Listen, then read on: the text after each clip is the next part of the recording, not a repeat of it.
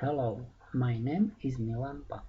I am a lecturer in the computer school Maret.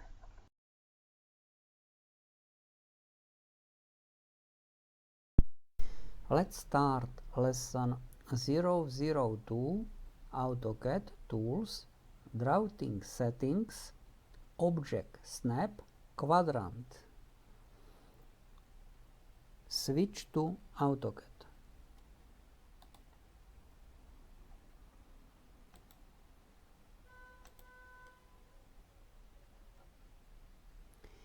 Menu tools and then drawing settings. Option object snap. Tool quadrant.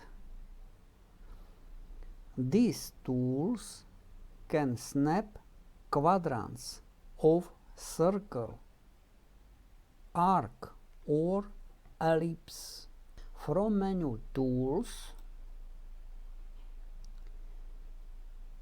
select command drawing settings and then select cart object snap.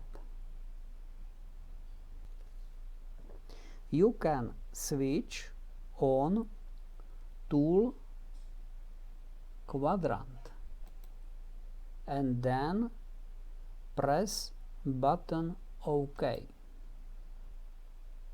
You can draw a circle.